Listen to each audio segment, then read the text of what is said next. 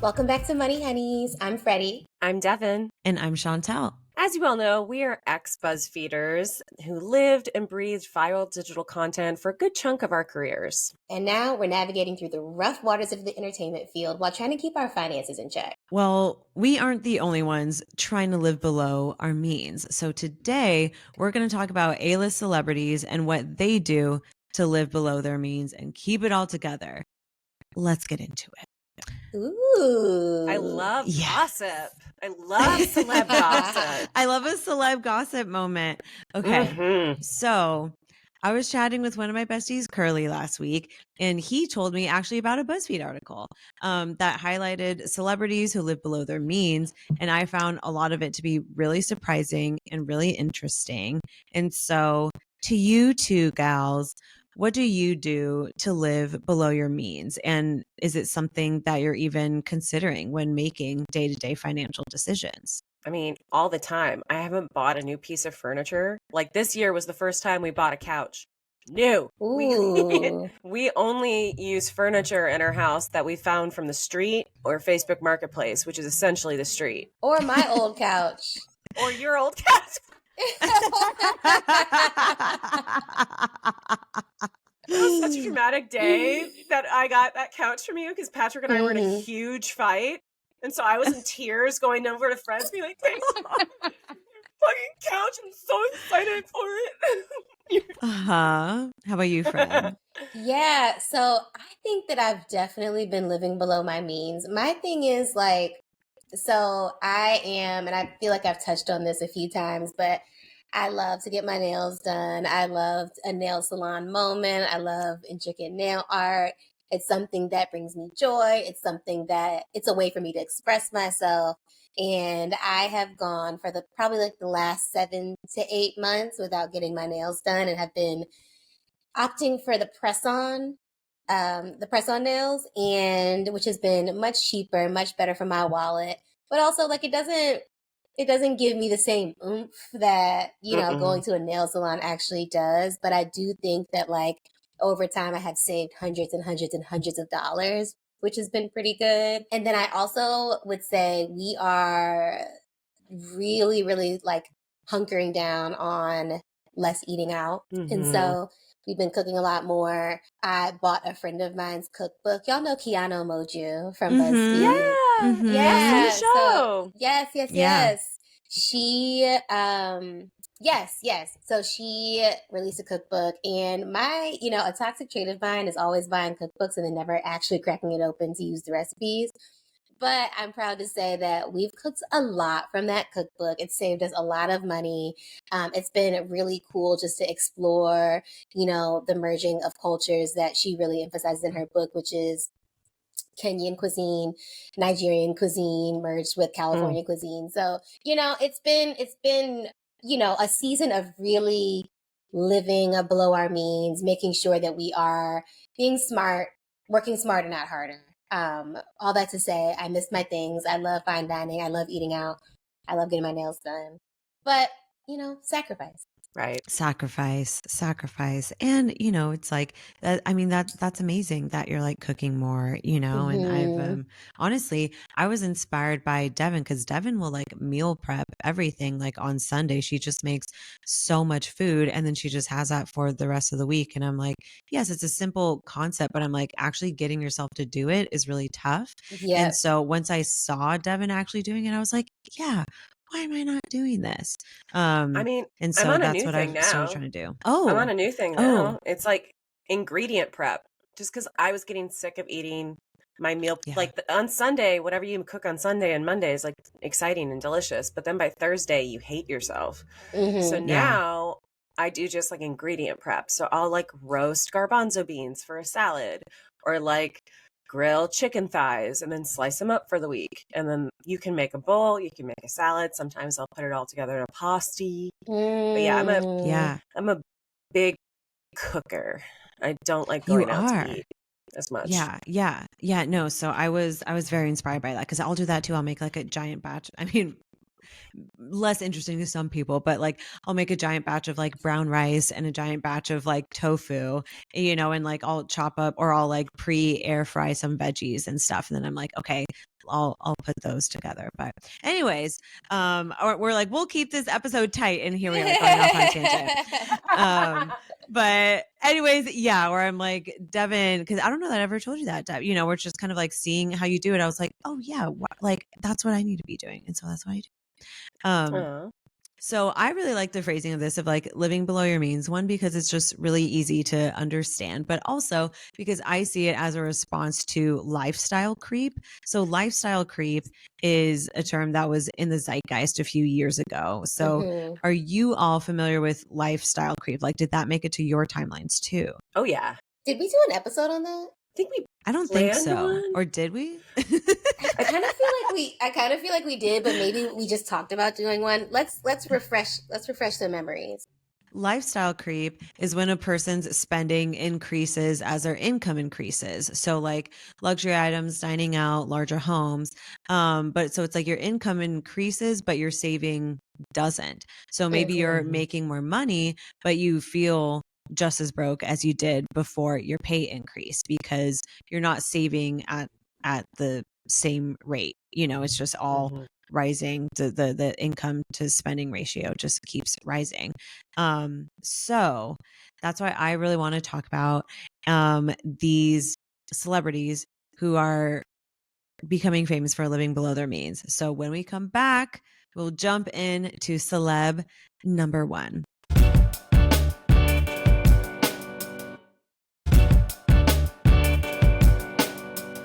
Okay, we're back, and I'm going to talk about our first celebrity who is living below their means. So I'm going to give you guys a couple clues, and you will probably be able to guess who they are. Okay. So this person bore financial responsibility for their family at age 12 and filed for bankruptcy at age 18. I think I know. Really? Kiki Palmer. Yes, ma'am. One Miss Kiki Palmer, the queen of the hustles. Like she does everything. Triple threat, quadruple threat, quintuple threat. She does all of it. So she was financially responsible for her family at age 12, filed for bankruptcy when she was around 18, despite having a money manager or a business manager. And so then that prompted her to live below her means. So at a summit in 2024, she was describing like how below her means does she live. And so her quote was, if I have $10,000 in the bank, then my house would be $500 a month. That's how under I mean, because I can probably afford something $2,500 maybe, but I'm going way under. So where it's like, if she has 10,000, she's spending 500. Wow. So 5% of her income essentially is going towards her house. Yeah. It's like, you know, kind of like with that ratio, it's like, that's how she's thinking about it. Because that's traumatizing. It's traumatizing. She works hard. She works so hard. And so it's like, if you have that money, you want to keep that money and you want to be able to enjoy it. So, and because she said that her reason for doing this is because she wants to invest in her business. And she said, so if I want to invest in my business, then the material things that I have currently might have to take a back seat. Instead of wearing Gucci, I'm wearing Zara. I live in a good place. I drive a cool car because my money is going elsewhere. She was like, but I have a Toyota in my driveway right now. Yes, that's so cool. Wow. That's so cool. Yeah. And so it's just like inspiring to be like, oh yeah, just because you have all that money, it's like you don't have to be spending it, you know, or it's like, would anyone love a designer piece? Like, sure, we love them because they're nice and, you know, they're like cute and all that stuff, but it's like, you actually don't have to. I'm like, right. Okay, Kiki, we'll see you at Zara, girl. Yeah, absolutely. Next person. So this person has been in the game for 30 years, but him and his partner were living in the same 1-bedroom apartment for about 20 years. 20 years? Yes. So Kieran Culkin lived in the same one-bedroom apartment for about 20 years, starting at age 19. And it wasn't until after he filmed Succession season 3 that him and his wife, who were expecting a son, and their daughter moved into a bigger place. I'm shook. He probably had a dope New York apartment that just like rent control. So he was probably paying like what, $900 or something ridiculous on that one bedroom. Good for him and her. Oh my God. Mm-hmm. Wow. Mm-hmm. Yeah. So him, his daughter, and his wife were just in a one bedroom in New York. Julia Fox also lives in a one bedroom apartment in New York City with her son. She did a tour on her TikTok, and it's literally like one long hallway, and she gives her son the master bedroom. Mm-hmm. Mm-hmm. Yeah, because Kieran Culkin, he was like, I'm finally making money for the first time in my 30-year career. Like, okay, we can move. But it's so funny because he was, living the life of a billionaire on TV. Meanwhile, he would go home to his one bedroom apartment. Right. I love that. Love that. Wow. You know what's crazy? I think about people who are able to do this. Like I consider myself a very restless person when it comes to living in the same place for a long time. Like even in Los Angeles, I probably moved every 2 years. Yeah. Until now that I own a home, but like every 2 years. And it's not necessarily that I would upgrade. Like I did do a minor upgrade, but I just like can't stay in the same place for a long time. So I really, really, really admire people who can stay in the same like kind of living situation and find new ways to revamp it, find new ways to like make it feel like a different place, like switch out some furniture here and there, but still keep that same apartment or that same home and just make it work until they feel comfortable enough to really make that jump. I love it. Mm-hmm. Yeah, I mean that's so interesting for it because I'm like I love being hunkered down. I'm like Same. Get me in there. I'm nesting. I'm like I want to figure it out and then to never have to figure it out again. This goes here in this drawer. Great, that's perfect. Yeah, that's how I am. But Fred, you have that chocolat gene. You know, in the movie Chocolat, whenever the wind blows, she has to like move. I've never seen that film, but I kind of like it. I love the idea of having a chocolat gene. Yeah, you have a chocolat gene. Fancy. You do. Yeah, it feels kind of chic. It feels very chic. Yeah. Yeah.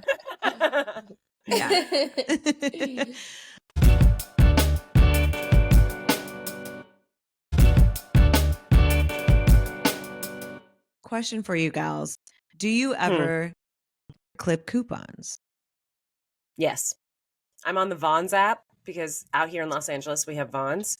And so there's an app that you can buy all your groceries through. And I clip my little digital coupons. I do not, but I do Google promo codes when I'm shopping online. If that Hell yeah. Same counts. thing. Okay. Well, you know who else clips coupons?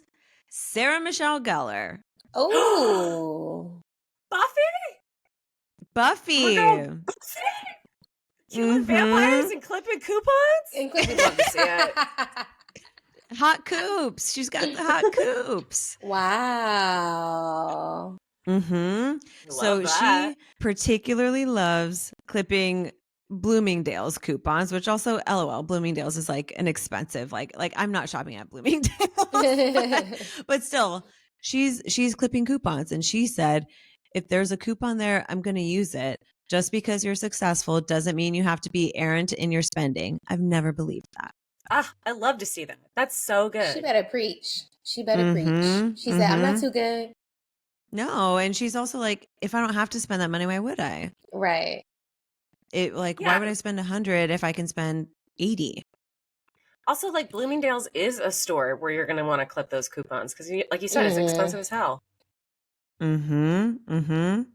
Two other coupon clippers include Hilary Swank, Miss $1 Million Baby, and Kristen Bell. Wow. Oh, Kristen Bell. Miss Did we Frozen. love Nobody Wants This? I haven't watched it yet. Me either. I'm Is it good? shocked. You guys. I'm logging off. I'm done. No. Yes, please. It's so good. It's so good. Okay. Yeah, maybe I'll watch it. I love Adam Brody. He's so cute. Yes, he was so cute in it. Love that. Love that then these are all very established actors. Like these aren't these aren't newly established actors coming in during like a turbulent time in entertainment. Like these are established actors who have built capital over decades and they are still flipping coupons and I'm here for it. This is inspiring. Okay. Right? I will give you a clue for who this next celebrity is that lives below their means. Are you ready? Ready. You want to be on top? Tyra. Miss Tyra. Miss Tyra. Miss like crazy pants Tyra. So oh my God. In 2018, she said, even before my career, I was a saver. My brother was a spender and I was a saver. Kind of dragging her brother, but it's okay. You could have said that differently, but all right. Yeah, it's whatever. I mean, it's Tyra. And so her mom instilled the importance of real estate in her. And she said that, typically in LA, it's going to appreciate. And so she said, while a lot of models were partying it up and going shopping and buying a closet of designer clothes or staying at the top hotels during Fashion Week, I was at the DoubleTree or Embassy Suites saving my money and bought a house at 20 years old. Wow. That's my girl. I had a couple friends work on the Victoria's Secret fashion show, and they said, because she made an appearance, they said she was so nice. And what? Good. I hear you. She's crazy. She said some crazy things in the past and has done some crazy things in the past, but at least she's nice, Yeah. Yeah, at least she's nice. a saver. And she's a saver. Nice. She's a saver. She drags her brother a little bit, but it's fine. But yeah, she bought a house at 20 years old. Wow. No, that's great. I wonder do we know, does she live in LA? Probably. I assume she lives in a few different places. Yeah. True. Yeah. Goals, right? Okay. So I wasn't going to talk about this next celeb, but their money principles stopped me in my tracks. So when we come back from the break, we'll talk about it. Ooh, come on, cliffhanger.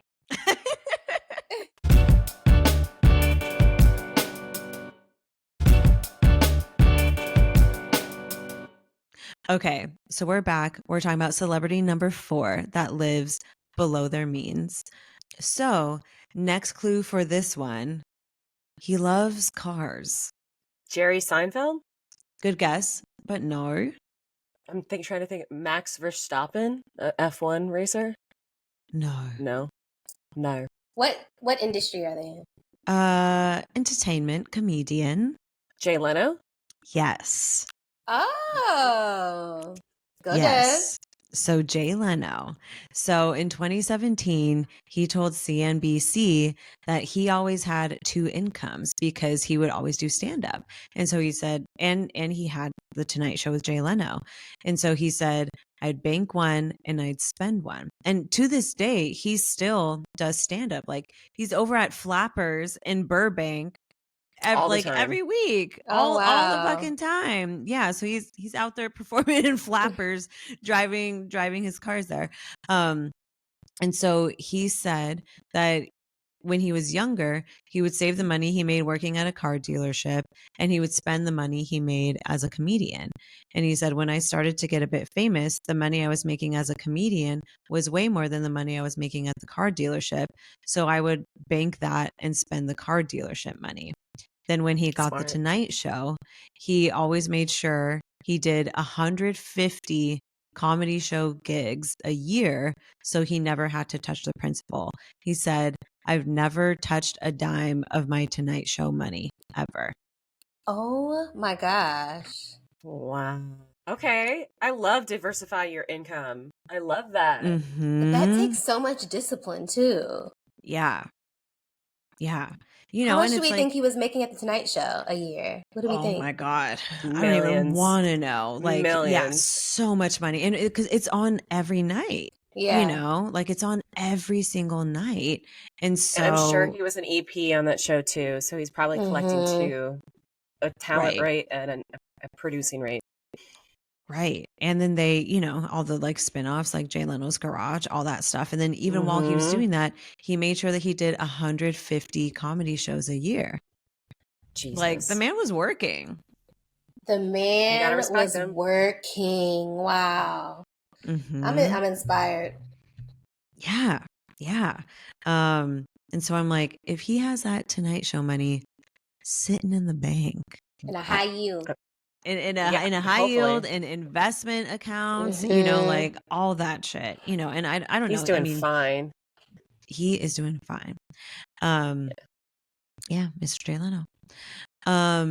So the next celeb that I was going to talk about, Devin's girl. We already briefly touched on her because she's Devin's girl, Miss Julia Fox. Hello. I love her. I'm her biggest fan. I love her so much. Do you want to tell us a little bit about Julia Fox, Dev? Yes. Okay. So I read her book, and Julia Fox is from Italy. Her parents had a very tumultuous marriage, and so because of their own relationship issues, they had kind of like a laissez-faire parenting style.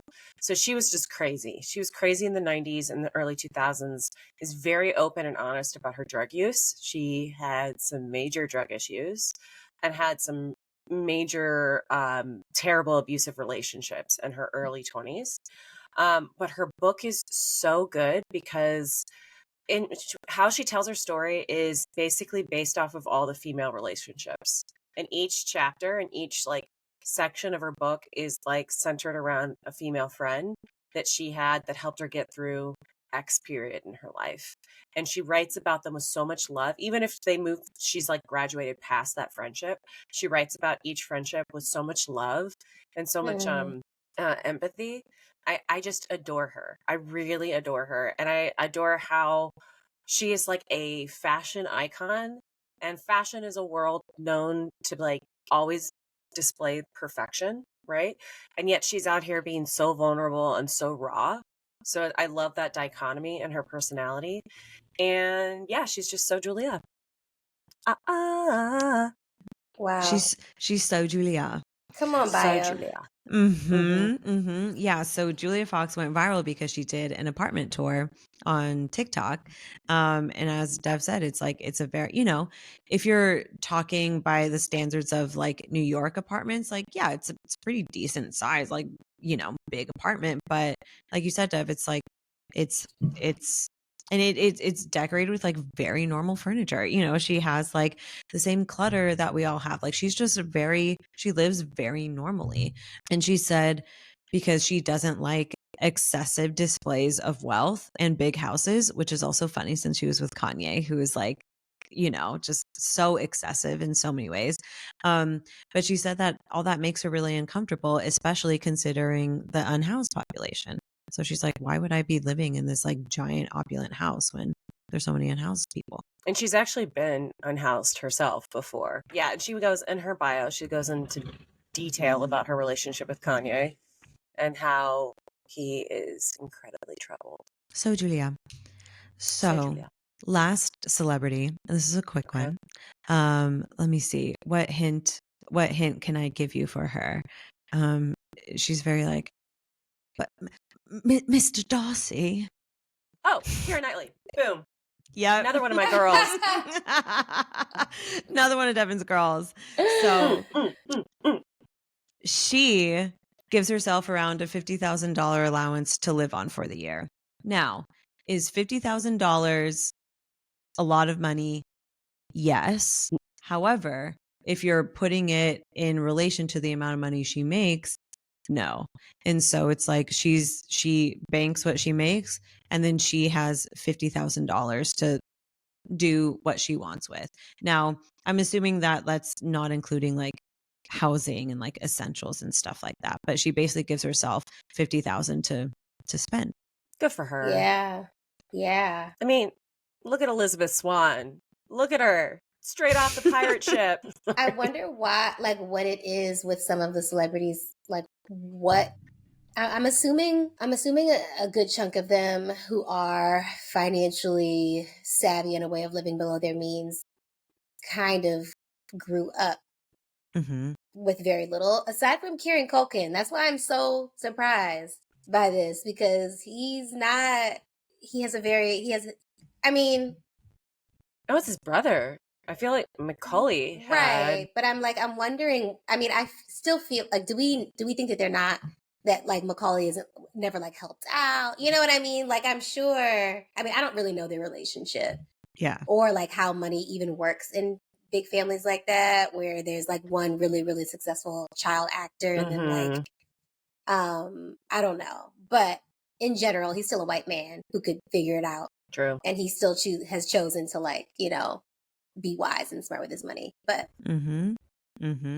yeah, and like I think that's a thing too, where it's like when you're putting yourself in positions where you just are living below your means, like it actually takes so much stress off of it. So so if he like maybe like in seasons where he wasn't working very much or just wasn't making as much money, he doesn't have the stress of like, okay, but I have this like multi-million-dollar home. It's like he has a 1-bedroom apartment that he's had for 20 years, Yeah. So it's really cool. And again, it's like with all these celebs, it's like some of these dollar amounts are definitely big dollar amounts, but we're talking about living below your means. So what kind of, whatever that means to you. And it's, a lot of people, it's like, well, if I had a $50,000 allowance, like I would be plenty happy. And it's like, yeah, that's true. But it's sort of, it's relative to what's coming in, the wealth. Yeah. Relative to the wealth. I strive to be on this list one day. Literally, I strive to shock people. Yes, same. Where I'm like, because I'm not like an opulent person or anything like that. I've been debating, as you all know, buying a Skims sweatsuit for the past 2 weeks, because I'm like, oh my God, it's so expensive. I'm like, that's like my opulence is like a sweatsuit. Yeah. But yeah. Yeah, absolutely. I've always been incredibly frugal when it comes to housing and homes and like apartment rent. Like some of the prices that I know friends pay per month, whether it's on mortgage or apartment rent, like it's too much. I think I don't like the idea of being house poor. Yeah. That part. Yeah. So I'm like, I always, even if I have it, even with like my, I got approved with my mortgage, like $580K by the lender. And I was looking below 500, right? Because I was like, it scares me. It scares me to like be at the top of my budget. Right. Just because it's there doesn't mean you have to hit the cap. Well, thank you so much, gals, for playing along. And thank you everyone for listening. And please rate and review us, tell all your friends, and we will see you next week. Bye. Bye.